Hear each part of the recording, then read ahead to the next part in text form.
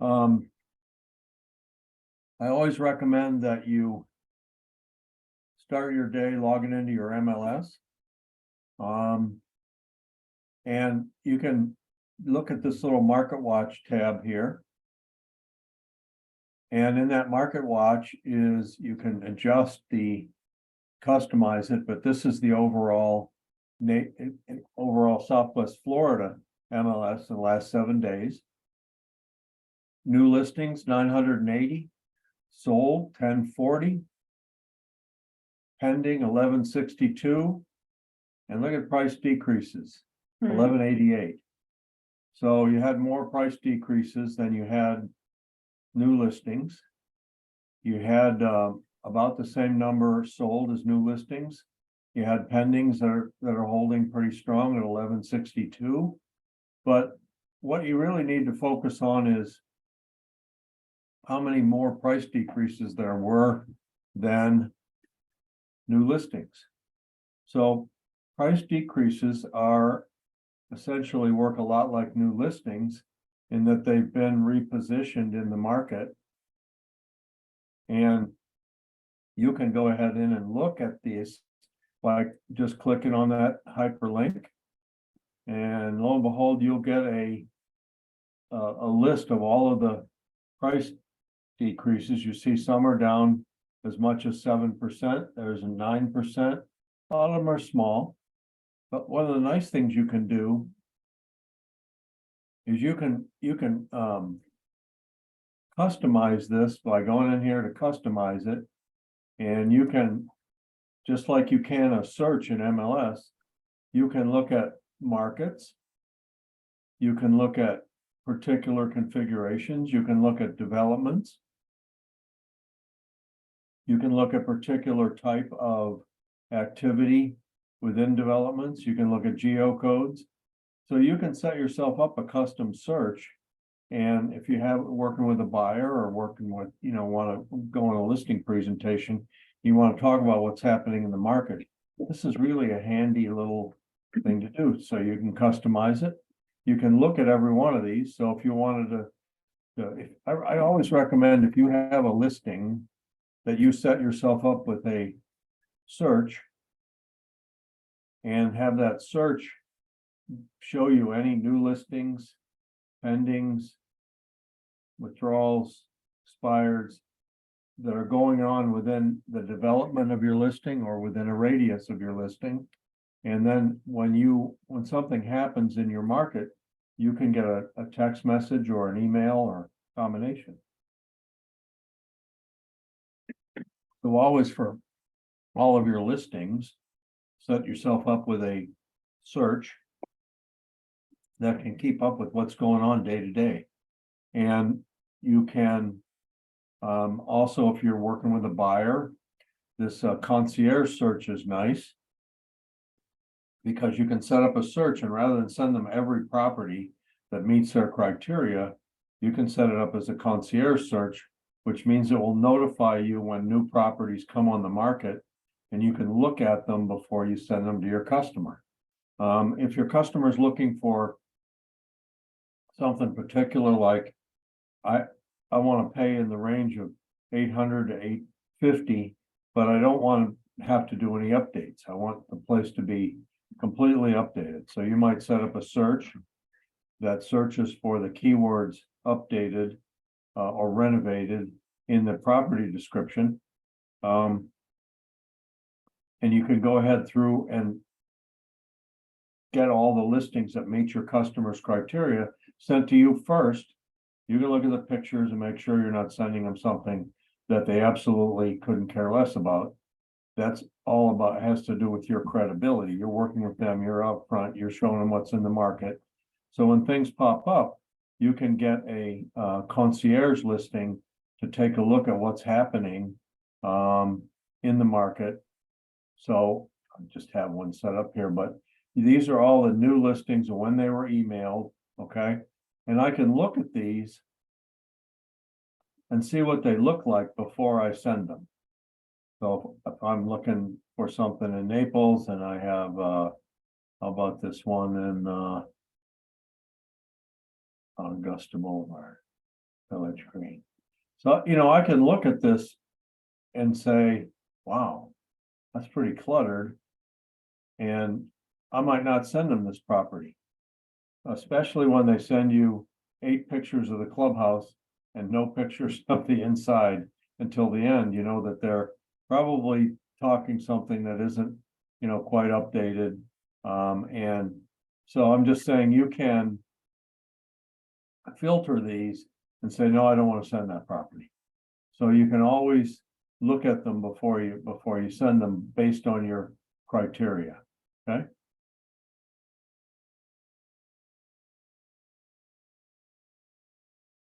So that's a little bit of MLS that'll help you with your customers. Like I say, if it's a listing, set up a search so everything's going on in that market when it happens, and you'll get a notification via your email that, hey, a new listing's come on, something's gone pending, something's gone off the market.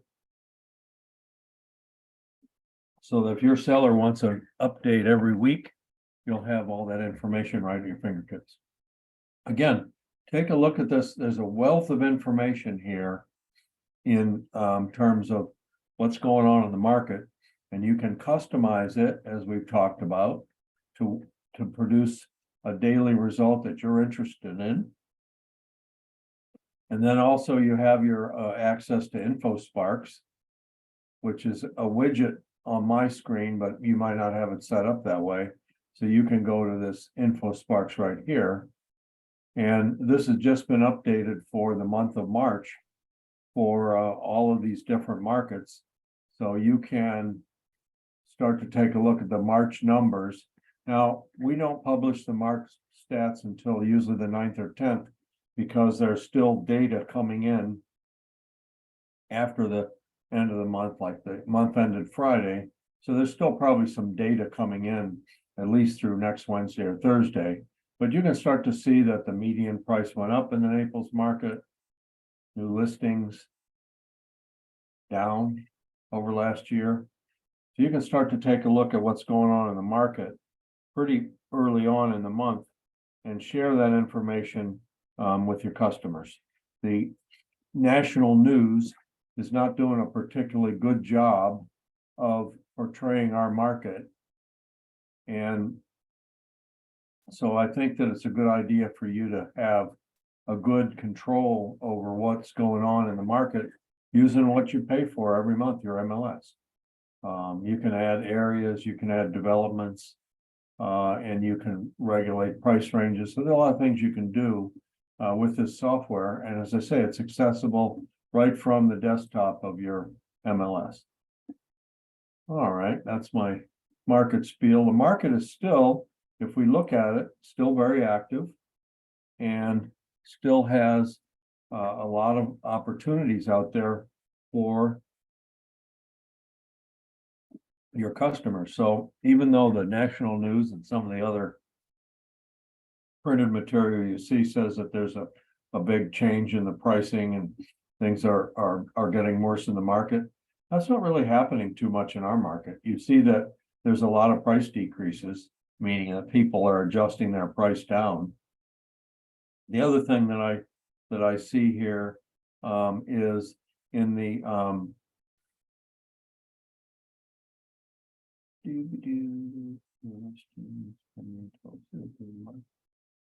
this is another one that I see that it's jumped up a little bit in the last month, but look at last year at this time. We were at 101% of list price. Everything was selling pretty much at the price that it was being asked. But look how this has come down to 95, 96. That's telling me that there's some flexibility in the market, that places aren't selling for exactly what they're listed for. So if you've got a buyer, you can expect that there's a little bit of flexibility in your negotiations. Maybe you want a credit for closing costs or for buying down the interest rate. Maybe you want just to get a little lower price to help the buyer qualify for their mortgage. So this is an indication that the market, even look over since August, really, of last year, it's fairly steady in the 96.97 down as low as 95.9. That's pretty steady in there, and it's telling you that there's flexibility in the market. All right. Okay, so today's topic is best practices for the NABOR contract. So what I want to do is I want to run through a presentation with you today about inspections. I'm getting tons and tons of calls. Buyers are becoming more aggressive, I guess, or demanding in terms of what they want repaired when they see the inspection report. So one of the things that we've done in the past is we've had a little discussion about inspections and how they work in the NABOR contract. So I'm going to share my screen here in a minute.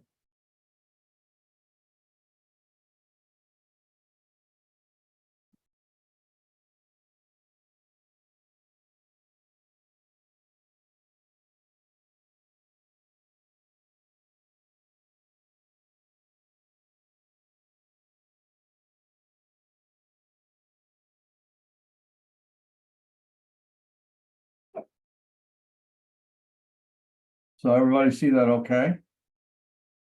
So this is one presentation that I did for the board last year, but I think it's really important to understand inspections, because whether you're doing an as-is contract or whether you're doing a regular contract, it's important to convince your buyer to do an inspection. Back in the busy days, we'll talk about it a little here, but everybody's like, well, I want my offer to be stronger, so I'm waiving inspections. And then they get in, close, and find out the air conditioner has a useful life of a couple months, or that there's issues that they could have picked up on inspection and asked the seller to address. So let's take a look at importance of inspections. Let's take a look at the timetables, talk a little bit about defective versus cosmetic, which of course you don't have in an as-is contract. Reporting the findings. Let's keep the deal together. And I like to convince you today that the walkthrough is one of the most important parts of the contract for a number of reasons. So for buyers, inspections are a discovery period. And one of the things that I've seen, it's getting a little better, but I've seen people bargain inspection times down to 2, 3, 4, 5 days. That doesn't give you much time to do the inspection, assess the report, figure out if you want to ask for a credit from the seller. You need to get an estimate from a licensed contractor. So try to keep your inspections at least at 10 days. The default is 15, but 10 days should give you enough time to get the inspector out there, do the inspection, figure out what you're going to ask the seller to address, and get estimates from professionals. You can choose the inspections to be performed, right? And inspections to be performed, okay? So a basic inspection covers the home. It covers usually wood destroying organisms. It covers the functioning of all the appliances. And then it might be investigative work where a inspector sees a damp spot near a window where they suspect there might be a leak. They have moisture meters, they're testing. They're looking under the sink to see if there's been any leaks in any of the pipes. So the basic inspection, which is usually, I don't know, $300 or $400, will tell your buyer a lot. Now, if they're sensitive to radon, then you might want to run a radon test. Now that means that the home should be relatively sealed for 48 hours. So if you've got people living in the home, that's very difficult to do. And as the doors open and close and people go in and out, the radon readings will spike. So it's oftentimes difficult to get a good test with an occupied residence. Mold, another one. If your customer is sensitive to mold, has allergies, you might ask the inspector to do a mold test. What I suggest that you do is, most of the inspectors nowadays are also certified to do mold testing, some of them mold remediation. So if they see conditions that are ripe for mold growth, leaky areas, air, go in a closet and it smells kind of mildewy, those kinds of things, the inspector might say, I suspect you maybe have a mold problem here. Let's do an airborne mold test. Well, that takes, that's another test at more expense. And again, if you only have a few days, you've got to scramble to come back and get those things done. But you can do all the tests all at once, or you can let the inspector kind of give you a guide. And then the other thing that is very important that in a normal contract you have time to do, and that's to research permitting and survey issues.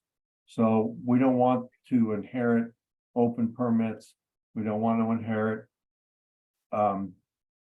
encroachments, issues with the survey. We want to find all that out as part of our inspection. I throat today. And we want to then be able to have a little time to review the results and make requests to the seller. In an as-is contract, remember, there is no time period after the end of our inspection, as there is in a normal contract, where you get 5 days. Now, by the end of the inspection period in an as-is contract, you have to have determined if there's anything defective that you're going to ask the seller for or a credit. You have to get that over to the seller and have the seller approve it before the end of your inspection period. There's no slack period in there. And if the seller hasn't come back to you by the end of your due diligence period and said, okay, I'll fix this or I'll give you a credit, then you have to ask your buyer, we haven't heard back from the seller. We're not sure they're going to address our request. So do you want to cancel by the end of your due diligence period? So you got to make sure that that you're on time with this, and that if you don't get a positive response from the seller, that you exercise your right to cancellation before the end of your due diligence period. If you go beyond your due diligence period, then you've accepted the property in the condition it was in. So have to be a little careful with that, especially with as is contract. So the sellers also have a discovery period. Many cases, the seller goes, well, I'm not making any repairs. My house is in perfect condition. Sometimes there's conditions or situations that the seller doesn't see. Inspector sees it. They have test all your appliances. Maybe the ice maker is not working. Maybe the disposal is not working properly. Maybe the air conditioner is not cooling to enough differential. These could all be discovery issues to the seller who doesn't, know about them. Throat is dry today. So the other thing the seller wants to do is when they get the report, if you're asking for a credit or you're pointing out a defective condition, the seller wants to confirm the accuracy of these things. And that's their time to do it. How am I going to respond to the buyer's request? Am I going to offer him a credit because I don't want to get involved with all these repairs? Am I going to do the repairs to defective items? And that's what the seller is going to do during the period. So in a normal contract, buyer completes all inspections in 15 days. Again, that can be bargained, but then the buyer can make one request to the seller within 5 days after the end of the inspection period. One request.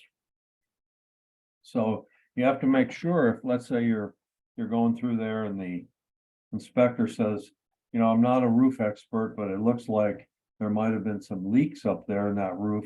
It's testing dry now, but maybe you want a roofer to take a look. Okay, well, if you don't have too many days, to get a roofer out there to look and give you their report. So you want to make sure that you gather all that information and make one request to the seller. That's all the contract will allow. You can't come back and keep nibbling at the repair request. The seller then has 10 days to respond to the buyer after they receive.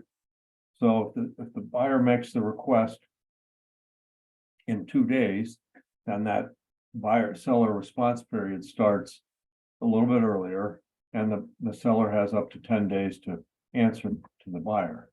So now if the seller comes back and says, too bad, so sad, I'm not going to address the defective items that you've asked me for, defective items, not cosmetic, then the buyer does have an option to cancel a contract and get their money back within 5 days of receiving that response from the seller. So it's 15, 5, 10, 5. And it's really important that you calendar these dates. There's a document in the NABOR library called Timeline of Events. You can use that to write it all down and give your buyer a copy or your seller a copy. But make sure you put these dates in a calendar that toward the end, you get an early warning that, hey, we only have a couple more days to do this.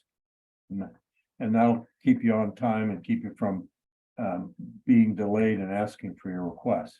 All right, now with an as-is contract, the buyer has completes all inspections within whatever days, defaults to 15, but in as-is contracts, I very rarely ever see anything over 10. But again, if you're working with your buyer and you got the seller says, you know, I'll give you 3 or 4 or 5 days to inspect, that's and you're going in as is, that's difficult because you have not a lot of time to do what you need to do. So in the theory of the as is contract, the buyer either accepts or rejects the property. And that's the way it was back when as is contracts came into vogue back during the distressed property days from 2008, 2007, 2008 to 2012, 2013 in our market. There was a lot of bank-owned properties. Buyers just said, I'm out, or owners just said, I'm out. I can't make these payments anymore. And they gave a lot of properties back to the bank. Well, the bank didn't know anything about the property. They just know that they got it back because of the debt. So as this contract started in with a lender or bank saying, I'm not going to make any repairs here. I don't know anything about this place. I think I've priced it in such a way that it's attractive for a buyer who may have to do some work on it when they get it. And believe me, I was not so fortunate. I got my license in 2007. So I went through all this, and believe me, there were some ugly looking residences and some as-is contracts where the buyer had to figure out, okay, if I buy this for this, how much money do I have to put in it to make it viable? So different time, different date, but as-is contracts have still remained popular over all these years because the buyer says, well, I can walk away for any reason or no reason if during my due diligence period. I think hopefully I'll be able to explain to you why. I think that as-is contracts are not good for the buyer, not good for the seller, and that they really have lowered the level of professionalism in our business because people ask for things that aren't defective. On the seller side, if you ask me to repair something, there's no governance like there is in the normal contract that I have to use licensed contractors. I have to do everything by the book. If you send me a repair list for my as-is contract, I can have anybody do it and do it myself. There's no regulation on it. There's no governance. So I'm not a big fan, as you will see as we go through this, of as-is contracts, primarily because of the inspection provisions. So in an as-is contract, you cannot submit the buyer's request and seller's response as you can in a regular contract. So you have to use an amendment.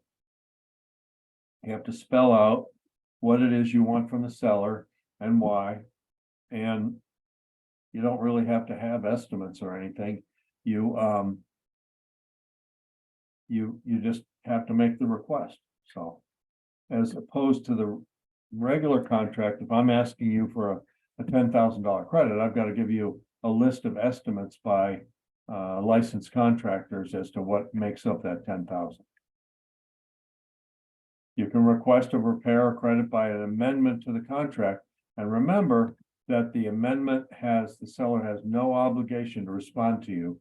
But if they don't respond to that amendment by the end of your due diligence period, then you either have to cancel or move forward without any action from the seller.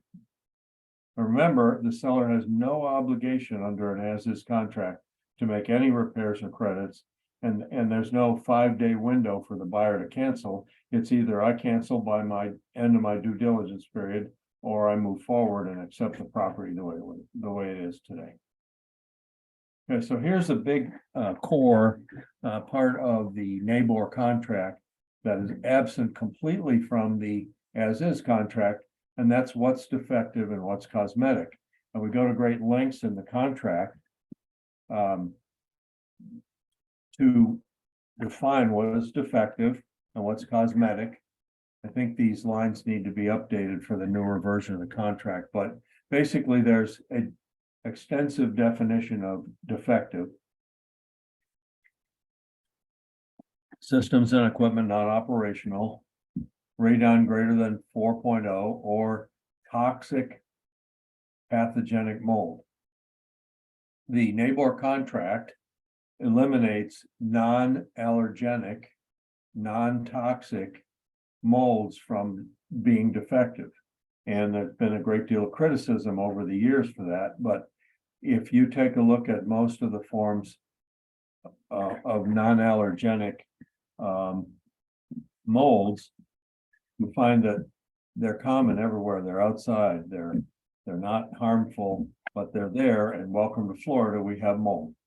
So we were wanting not for contracts that showed elevated levels of non-allergenic mold. So Aspergillus and Penicillium are the two most common forms of non-allergenic mold. And when they're cited in an inspection report, they can't be a defective item unless you've otherwise modified your contract. Active termites. Okay, lead-based paint. We don't have too much lead-based paint in this market. I don't think I've seen a contract that, I mean, we have to use the lead-based paint addendum for any home that was built before 78, but I just don't think we had a big lead-based paint issue in this market. Wood rot was added a couple of years ago because you'll notice that some doors in and out of the residence, especially out of the garage into the yard, they're wood doors and they tend to rot over time. So wood rot in the door or on the edges of the door can be considered defective. Permits, anything open, expired, void, is the responsibility of the seller to close if we ask them. You certainly don't want your buyer to inherit problems that are going to be that are going to hurt their chances when they sell. So if there was an air conditioner system put in and the permit was pulled but never closed, a permit expires in the Collier County system, and I think it's every 3 months. So it could be just expired. The work was never done. They never closed the permit, or it could be that the contractor didn't renew the permit, finish the work, and didn't never get a CO from the city. Void permits, same thing. The work was never done, but the contractor voided the permit. You don't want any of these open permit issues inherited by your buyer. So cosmetic, we go to great lengths to define cosmetic, a working condition with aesthetic imperfection. Okay, so the air conditioner is working perfect, but the grill has some rust on it. Okay, or the side panels have, a few nicks and dents in it. Is it working okay? Is it cooling properly? Yes. It's not a defective item. We see a lot of places in as is where they just say, oh, we need a new air conditioner. This one's 5 years old and we want a new air conditioner. Well, it's as is. You can ask for anything. But in the NABOR regular contract, if the air conditioner is working, it's cooling properly, meeting the differential requirements of the manufacturer, then it's not a defective condition that the seller has to address. So you see what we're doing is we're building some standards by which we can judge these inspections. And, recaulk the bathroom shower. Sorry, that's not a defect.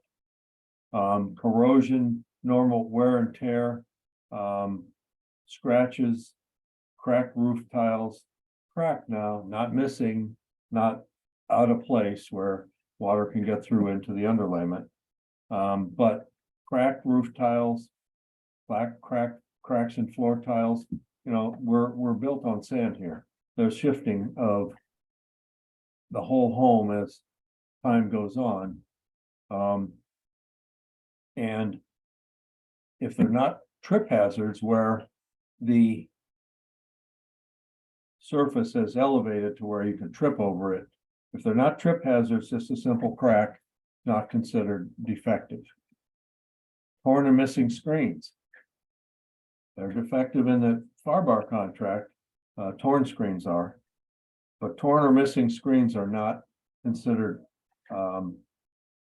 defective in the NABOR contract. And finally, the roof is old, but it's not leaking. So that's a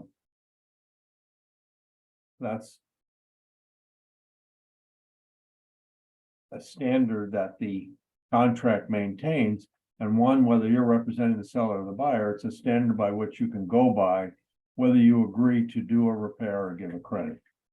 I have a question, Jeff. Deborah, you raised your hand. I did. I have a question. Can I ask a question? You're muted. Oh, sorry. I I don't think I'm muted. Can you hear me?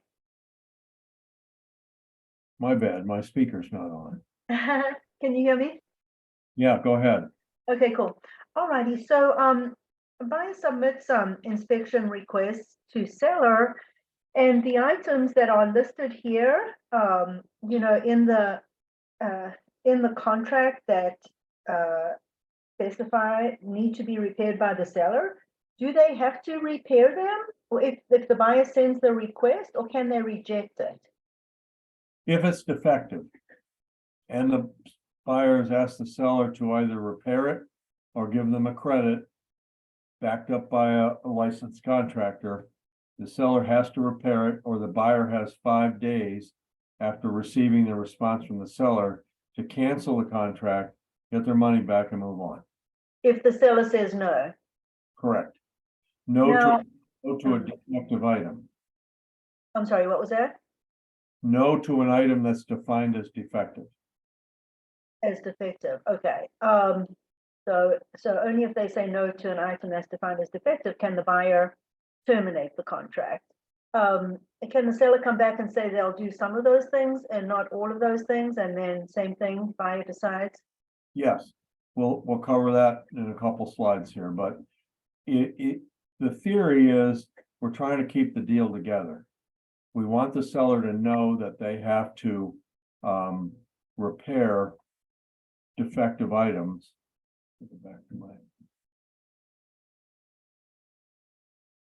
We want the seller to know that they have to repair defective items, but is there wear and tear? Is there bargaining? For sure, no problem. So we'll get to your question in a little more detail in just a minute here. So this is a cheat sheet, and I have this in a PDF that I can send to you. I think it has to be updated for the new contract because there's line numbers in here. But the point is that this is the part of the contract that actually defines what a defective inspection item is. It defines what the buyer can inspect for. It defines what's in working condition, and seller shall not be obligated to take remedial action or grant a credit in lieu of remedial action when the defective condition is not met. So then down here, we talk about all of the different items that can be considered cosmetic. And again, cracks in windows, driveways, sidewalks. If there's elevation where there's a trip hazard, that becomes a health and safety issue, and that can be considered defective. Okay. But this little cheat sheet, if you send me an email, jonesnaples@kw, I'll send it to you. It's a nice little thing to have, especially if you've got the seller and you are, you've got the seller and you're trying to go over with him exactly what their responsibilities are. Or if you have the buyer, buyers are becoming a lot more aggressive and vocal in this market because they feel like they've got a little bit more leverage than they've had. So a lot of buyers are asking for cosmetic things to be done. I want the bathroom caulked. I'm paying a lot of money for this. The seller should be happy that he has a contract for me. I want this, I want that. The idea of a regular NABOR contract is there's a give and take and a definition of what is and what isn't. Can the seller decide to caulk the bathroom? Sure, but it's not required. So we're not putting the seller in a position where we're asking him to do things that are essentially normal wear and tear. Okay, so in an as-is contract, can you ask the seller to caulk the bathroom? Sure, there's no governance at all on what's defective. Can you ask the seller to replace the air conditioner because it's old? Yeah. In this particular case, the air conditioner is functioning according to its manufacturer's specs. That's not a defect. The buyer doesn't have a right to ask for the seller to replace the air conditioner. So what we're talking here is, I think, some give and take. So this is the form that you use in a normal contract to ask the seller for repairs. Okay, and notice that it's broken down into different sections, right? And so we're going to list out the systems and equipment. We've got systems equipment that aren't working on radon, WDO, mold or permit issues. We want to say to what's the buyer's election? Remedial action, have the seller perform a complete remedial action. Or give me a credit at closing, and remember, which is equivalent to the estimated cost of repair for the defective items as is evidenced by the attached written estimates and proposals issued to buyers by appropriately licensed. Buyers are not reading that. Buyers agents are not reading that. They're just putting a number in there, $8,000 or $6,000. That's causing a lot of angst in the marketplace because they don't read that section, and therefore they just ask for a number and give you a list of things they want fixed. That's what, if you're a buyer's agent, you need to work with your buyer and let them know this is how the contract works. And if we're going to ask for a credit, we're going to have to back it up with some estimates. If we're going to ask the buyer to take remedial action, it's got to be for a defective item. Combination, I can ask for the seller to repair certain things and give me a credit. A lot of times, if there's radon or mold and the buyer's asking for remedial action, they may be better off taking a credit and doing it themselves with the money that they're going to get credited by the seller, because seller have a tendency to maybe pick the least expensive solution and do that. The buyer might want to interview their own vendors and decide who they want to use. So as long as that credit request is backed up by an estimate from a licensed contractor, the buyer may want to do that rather than having the seller do it. In some cases, the delay in getting a radon mitigation or a mold mitigation vendor in there may go beyond the closing date. So you may not have any choice, but you definitely want to have estimates there. You definitely want to back up what you're asking for with the definition of defective versus cosmetic. Now, the seller's response is kind of important. If the seller responds B or C, because they don't agree to the credit, or they don't agree to a combination of credit and repair. Now, notice that it says if seller responds B or C as to any defective inspection items, buyer may terminate the sales contract not later than 5 days after the earlier the buyer's receipt of the seller's response or the seller's response deadline. Okay. So if the seller responds B or C, the buyer can say, I'm out, I want my money back. So what I recommend if you've got the seller is that you check box A, which says, okay, I'm gonna accept and agree to your election as to defective inspection items only, and not as to cosmetic conditions or other inspections. So I don't necessarily want to counter and give the buyer an opportunity to cancel, but I do agree if I'm going to do the repairs to the defective items, that's fine. But if the buyer sends a list on this next page of 12 items and 8 of them are cosmetic, I'm just going to write cosmetic next to them. I'm going to check box A, and the buyer's not going to be able to use that 5-day period. So be careful with that. You don't necessarily want to open up a window for the buyer after you've been off the market now for 2.5 weeks, to have the buyer say, oh no, you're not going to fix that, I'm out of here, I'm done. And also remember that the seller, even though they may refuse to do a repair or inspection item, if it's defective, do they have to disclose it to the next buyer that comes along? Absolutely. Absolutely. So it's not always the seller saying, I'm not going to do it. Seller can say, I'm not going to do it. If it's defective, that opens up a window for the buyer to say, I'm going to take my money and go from somewhere else. I just have a question in connection with that. So how long does it usually take here to get the inspectors out and the inspections done and get the reports? And the reason I'm asking that is because since it sounds like you still have to get estimates for repairs in order to ask for a credit, like how can you get those so fast within the period? You do, yeah, you can get we have a couple preferred inspectors that will do it generally. You can call the day you're going to contract, or maybe you're negotiating back and forth. You can call and get an inspection set up in a couple days. The report usually comes back the same day, and then you have time to digest it. And so if you've got 10 days, you probably have enough time to inspect, to get the report back, and to call for an estimate. But less than 10 days, people are busy. It's hard to get a roofer out there. It's hard to get somebody to give you an estimate on an appliance repair, things like that. So allow yourself enough time to inspect and to get your information lined up from the seller. Okay. So there is this additional form that's in the library where you can make it a little easier by remember now, when you send this over, you have to send it over with a complete copy of the inspection report.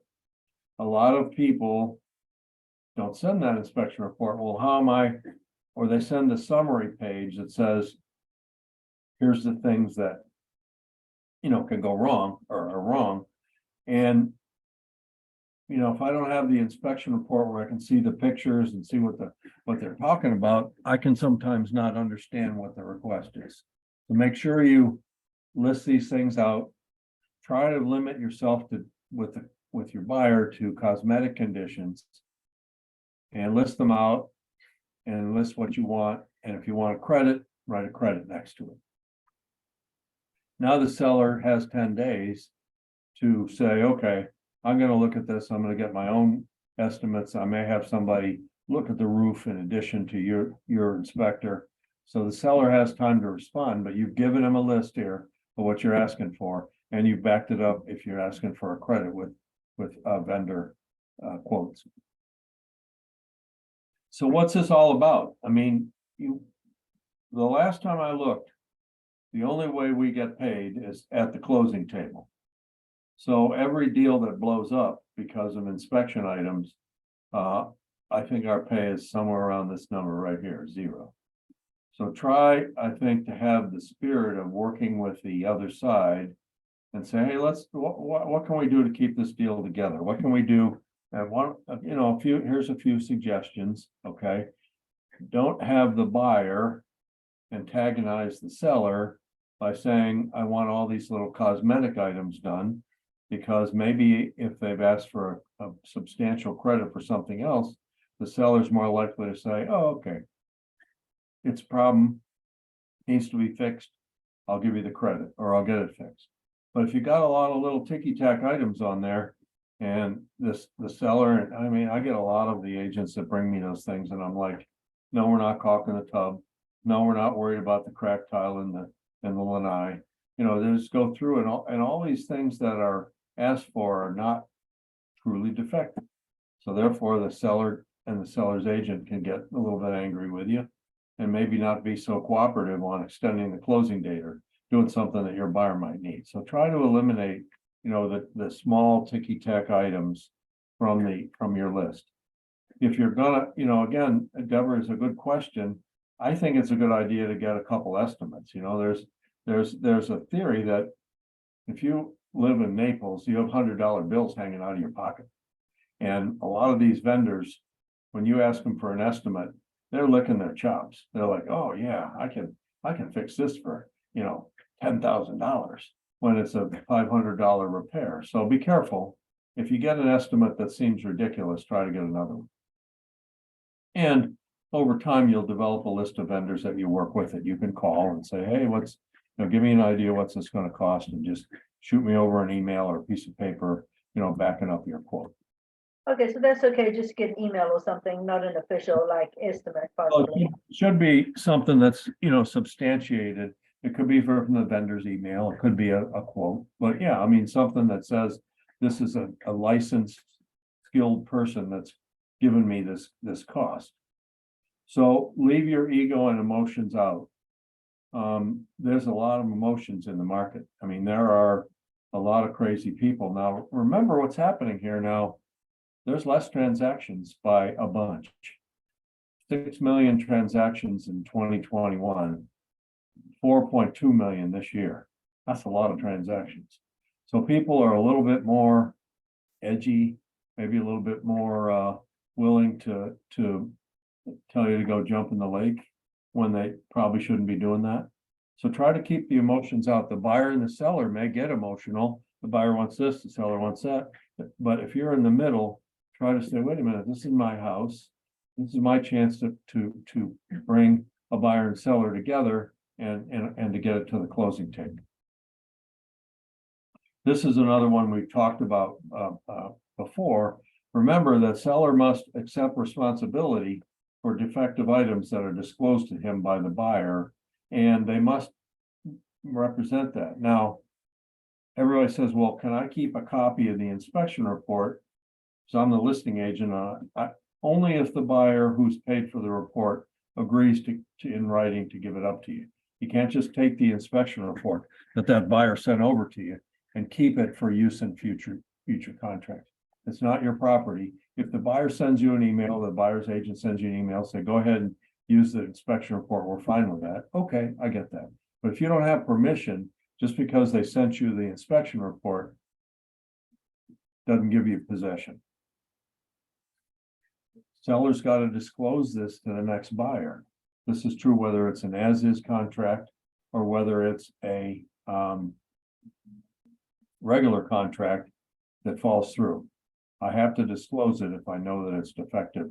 And remember Johnson v. Davis, you know, requirement to disclose any item that's not readily observable that could materially affect the value of the house.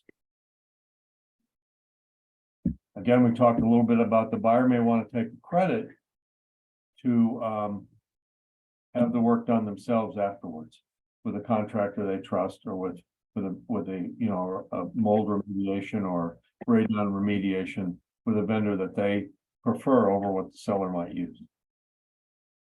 So really, I think from the outset, you got to work with the other side. You got to say, hey, look, this isn't our house. We don't want the anger and frustration of the situation to get in the way of finding a solution. Am I suggesting that you put some of your commission in? No. No reason for you to put your own money in unless it's an absolute last resort. And if you call me, I'll try to talk you out of it. Too many buyers and sellers are like, oh, you're making big bucks. You can kick in 1,000 here and then we'll make this deal work. And I would say, well, I can understand and respect your thinking on that, but why would something that's wrong with your house Why would that be my responsibility? I mean, I'm here to help you and represent you. I found you a buyer. We marketed your property, and all that wasn't free. So, you know, I don't see what your thinking is there. Or if it becomes a deal breaker, it says either, either kick in or I'm walking away. That's a little different story, but try to keep your compensation out of this discussion. It's not really intended to be in this discussion. And when a buyer or seller asks you to put it in there, I would naturally be polite and say, I don't know that that's something that I really need to be jumping into. So the reason I'm spending so much time on this is because as I'm talking to you, my phone's blowing up, and these are deals that I'm involved with where the buyer, you've got the irresistible force and the immovable object in the buyer and seller, and they don't get along, and that's what you're trying to avoid. You're trying to keep these people apart, put some reason in between, some compromise, and try to keep the deal together, because a lot of deals in this market are getting into more emotions and more angst. So the walkthrough inspection, to me, is the most important part of the contract for the buyer, because this is when you have a chance to walk through and make sure that what you're expecting to get, you get, right? So one of the things I ask you to avoid at all costs is the buyer calling you and saying, Deborah, I'm sorry, I'm not going to be in town. My plans have changed. We're not coming down till after the closing. And can you do the walkthrough for me? And your first reaction is, I'm really not, that's not in the scope of my contract. My brokerage is not allowed, does not allow me to do that because of the liability. I don't want to be the reason why you walk in and something's not repaired properly, or there's something missing that you're expecting, and then all of a sudden now it's my responsibility. So I would prefer, let's bring the inspector along. Let's bring a neighbor along, or somebody that can act as their representative. I can be there. I can be as helpful as possible. But, I've had a lot of stories over the years. The Samsung top of the line washer and dryer is now a Best Buy scratch and dent. And I don't notice it. I'm not, it's not a detail that's in my mind because I'm just facilitating the transaction. I might walk right by that washer and dryer and say, they look good to me. And now who's going to be responsible if the buyer calls you and says, this isn't the washer and dryer that we agreed on. So you have to be careful with that. Televisions, you walk in, there's the bracket, no TV. Oh, wait a minute. I wanted that TV. Sorry. That all had to be agreed upon. So this is why when we do the contract class and we get to the inventory portion, we insist on the buyer and seller signing off on a list of what's going to convey at closing. And when the minute you shortcut that process and say, oh, well, we just have the exclusion list, that'll work. And then the buyer walks in and finds, well, what about that? What about that painting? What about that TV? What about this? If it wasn't on that list that was signed off by all parties, then it isn't the responsibility of the seller to convey it. The problem is when you don't have a list and you don't have a reference, and somebody says, well, here's the MLS listing you gave me. Here, this was in that picture, therefore I want it. No, sorry. It has to be on an agreed upon format. Can it be pictures? Sure. But a list or a picture list of everything that's going to convey at closing, signed off by the buyer and seller. Now at the walkthrough, there's no drama. It's like, is it here? Did we sign off it on the list? It needs to be here. We need a credit. So I know it's tedious. I know we're all busy. I know one of the most distasteful things is have to go to your listing on behalf of your buyer or your seller, take a detailed inventory, and takes time, but that will save you a great deal of aggravation if you get to a walkthrough with the buyer and the buyer's perception is, I'm not getting what I expected to get. So I guess, my constant reminder is there's no 401k or pension program available for realtors. Our 401k and pension is good real estate experiences with customers that will not only use us again, but recommend us to other people. Now, if they have a bad experience at the walkthrough, or they move in and find things aren't as they expected them, you are the first person on their list.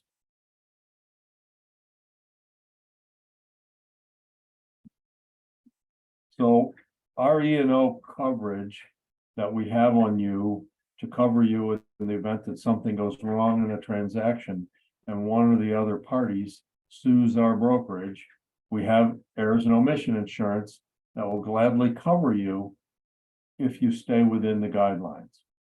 We cannot cover you for walkthrough issues. When I call the E&O carrier, they'll say, too bad, so sad, that's not something we're not buying Mr. and Mrs. Smith a new 60-inch LED TV or a new washer dryer. Unfortunately, that may fall on your shoulders, and I don't recommend it. So try to take all the precautions you can to make sure you know what's going to convey at closing and make sure you're not the person making that determination. A lot of times for $100, you can bring the inspector back, assuming you schedule them, and they can verify that the repairs are done properly. I use the example in my days as an agent where we were on the second floor condo. He walked in, there was a beautiful coat/storage closet there, and the inspector opened it and was checking it and noted that there was some moisture on the molding on the wall and noted as a defect. The seller went in, put a bunch of caulk in there, wiped it off, and said it's fixed. Well, we walked back in and there was the receipt for the caulking and repairs, and there was the caulking, and the inspector went over there and kind of pushed around on wood, wasn't wet or anything. So wait a minute. She went into the bathroom on the other side and turned the shower on, and sure enough, in 3 or 4 minutes, that area was soaking wet. So we had a leaky shower pan. Would I have picked that up as an agent? Nope. Would the customer have picked it up? Nope.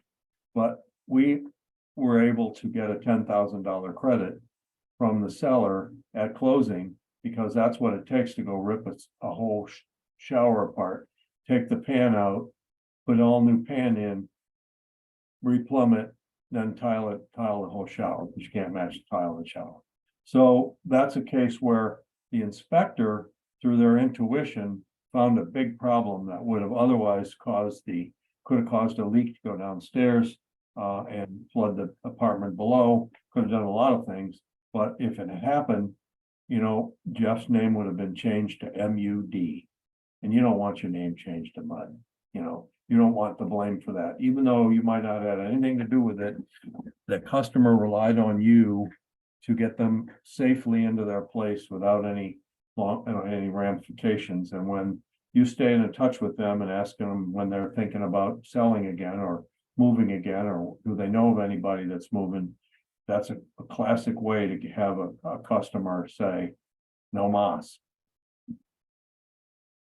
So if the repairs are not complete at the walkthrough, or you open the garage and it's full of junk, accessories that your buyer doesn't want, you have the right to set up an escrow at closing up to 200% of the cost of addressing the item, an incomplete repair. You walk in and the refrigerator's nasty, it's full of food, and the place is kind of a mess. Remember, we want broom clean. Broom clean is the standard, broom swept condition. So if there's debris in the place, if the refrigerator's nasty, hadn't been cleaned out, the garage is full of a bunch of old paint cans and debris, you have the right to get a cost on fixing that times 200% and escrow that out of the seller's funds at closing until it gets resolved. It's one of the most powerful parts of the whole contract. What else does it cover? The seller's maintenance obligation is, again, whether you're as is or regular contract, the seller by contract has agreed to keep the property in the condition it was in when you went to contract. So I can't go shut off the sprinklers because I don't want to pay the water bill, right? I can't not put any more chlorine or have the pool service come out. You know, that place has to be in the same condition as it was in. And if you suspect there's a problem, like for example, it was nice and cool when you were in there, when their inspection was done. And then all of a sudden it's kind of hot and sticky in there and doesn't smell very good. You go turn on the air conditioning, nothing happens.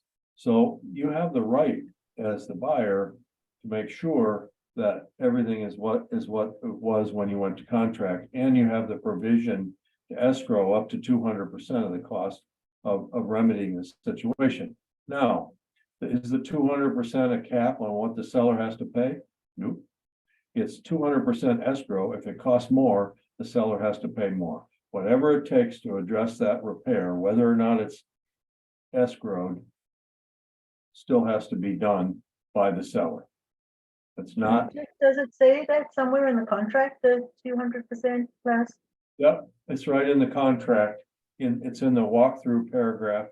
And it's in the seller's maintenance obligation paragraph. The seller either has to give you a credit or escrow the amount. But if you escrow the amount and it costs more than the 200%, then the seller's still responsible. And oh, by the way, in the FARBAR contract, that number's 125%. If you're interested, but it is an amount that can be escrowed at closing out of the seller's proceeds to make sure that the seller fulfills their promises. So actually, when you say FARBAR, is that the Florida Realtors? The Florida Realtors Florida Bar contract is called the FARBAR contract. Is that the same as the Florida Realtors contract? Well, no, there's a Florida Realtors contract called the Contract for Residential Sale and Contract for Residential Sale and Purchase, CRSP.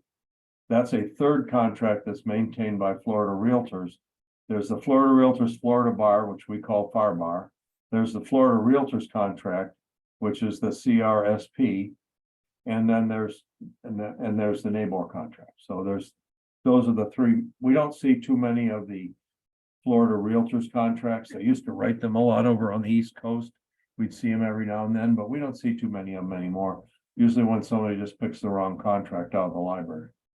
But it's a little bit different than the FARBAR, but it's not quite as buyer friendly as and keep the deal together as the NABOR. So again, verify all items that are going to convey are there, and confirm the condition of the property. Is that the way it was when we went to contract? Is the seller's obligated to do that? And all that can be done at the walkthrough inspection the day of or the day before closing. Always do the walkthrough. One of the really key things. And if the buyer says let's skip it, say let's not, and say we did. You know, really, it's one of the most important things that the buyer can do. And if the buyer can't be there, can you bring the inspector along? Is there somebody else that's, you know, your neighbor or somebody that, you know, convinced you to move in the community in the first place that can show up with us? Because I don't want the responsibility if anything is missing or not repaired properly, or if the place is not in broom swept condition. I don't want that responsibility. All right. So that's it. That was me and Sam doing that deal. But that's the end of the inspection discussion. Just remember that as is contracts are not as all they're cracked up to be. To me, an as is contract is there needs to be a reason for doing it. There needs to be some storm damage or some issues that you think that are deal breakers if you get in there with your inspector. And in the regular contract, which is becoming much more in vogue, see a lot more regular contracts written because they're designed to stay together. They're designed for the seller and buyer to work together to come to a closing and they're done, the repair work to be done by a licensed contractor. And that's what I see a lot more of than I have in the past. And, you know, I just am not a fan of as-is contracts. You get up into Lee County, they're almost all as-is contracts, and they're not as-is, they're as-is except. So if you're going to use a FAR contract or a NABOR contract in the as-is format, understand the limitations. So I think that you know, unless there's a couple things that I think you have to do in this day and age. You have to start working on insurance well before you write the contract.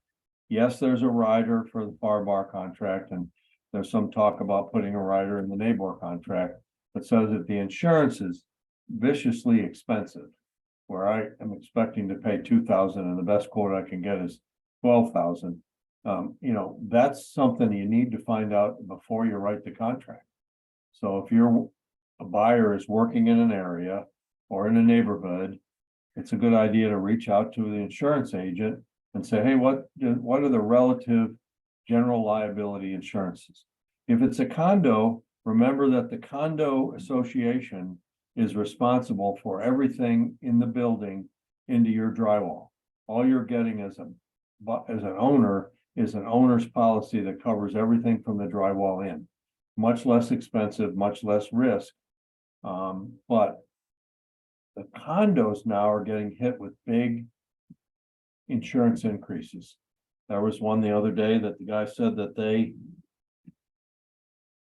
insurance carrier paid $8 million in damage for this complex on Gulf Shore and raised the premium for their insurance for next year by $100,000. So you have to be careful. The insurance market is still very chaotic. And a lot of things have been done to tweak the insurance market in the last year and a half, but you know, it's kind of like turning the Queen Mary. It doesn't turn on a dime. It's going to take a while before we see rates come down. So always talk to your customer about insurance before you write the contract so that they don't dive into the contract and go, wow, I can't afford that. But I don't think that's the basis for doing an as-is contract. I still think you can do your homework up front.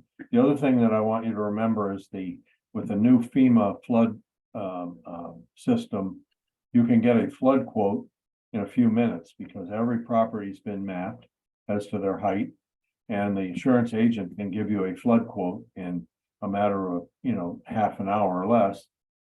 And if the buyer can always assume the seller's flood policy. So if the seller's flood policy is well below what a quote for a new policy is, the buyer can assume that policy, and then they can only raise that rate up 18% per year until it's actuarial. So that's 6 years. So you can save your buyer a lot of money if they flood insurance. Now, that being said, not everybody got big rate increases on their flood. Florida's been a donor state for years, so many policyholders, if they were properly rated before, saw a very small increase. So it's not rampant, but if it's, you know, places like Marco Island that were a little bit underrated to begin with, it's an island, got water everywhere. They've seen some pretty prohibitive flood insurance quotes, which means I'll assume the seller's lower one and I'll let them ramp it up over time.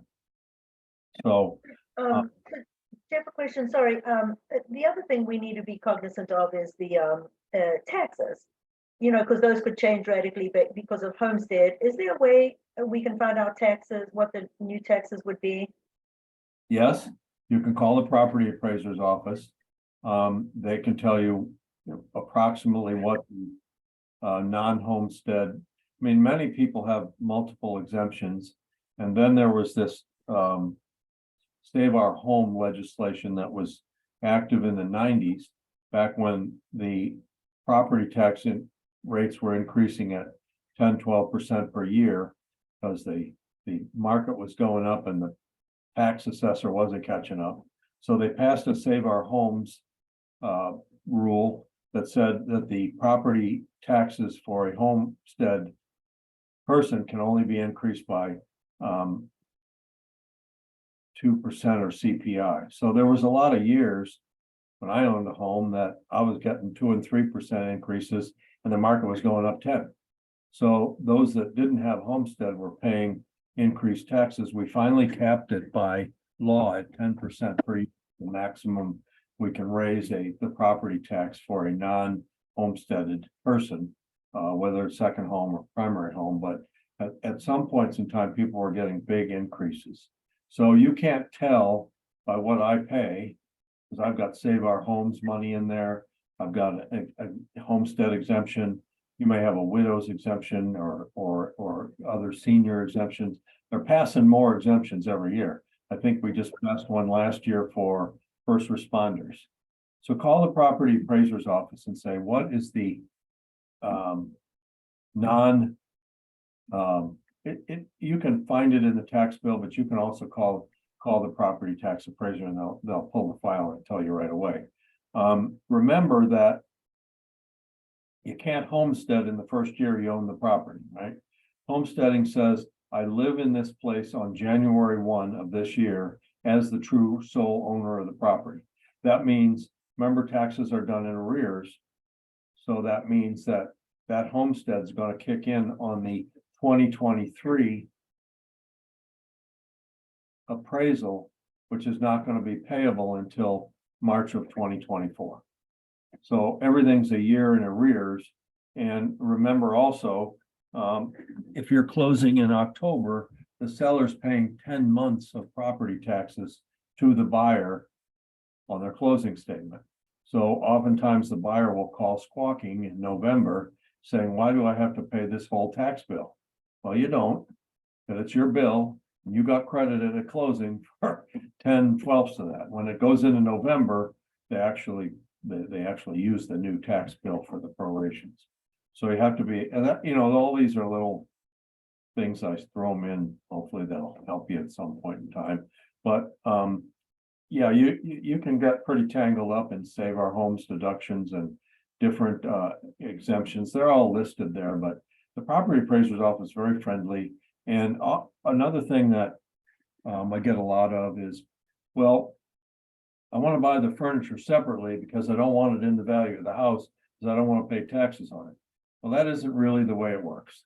The property appraiser in Collier, at least, reappraises every home every year, not based on the individual sale value of that home, but based on a generalized value in that area, Naples Park or, Gray Oaks. I mean, they'll use various boundaries, but they'll look at the overall situation in that some homes haven't sold for years, some homes have sold this year, and they'll make an evaluation. And normally the property appraised value is pretty well below the market value for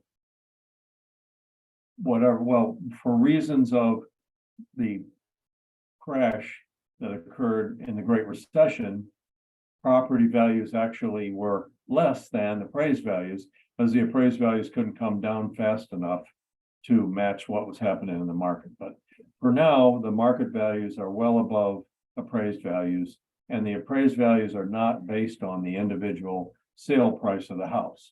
So when a buyer says, oh, I want to buy the furniture separately, or I don't want to pay taxes on the additional value of the house, it doesn't really work that way. And if they're having difficulty with that, then I would say send them to the property appraiser and have them explain that to them. Don't try to get all tongue twisted on that. All right, it's 2:50, so I'm going to give you back 10 minutes of your life that you otherwise would spend in this class. So I hope it's been informative. If you want that defective versus cosmetic chart, I'll be glad to send it to you. Just send me an email. I'll be glad to do that. And if not, everybody have a great afternoon. Thanks for attending. Hope it was worth your time. See you now.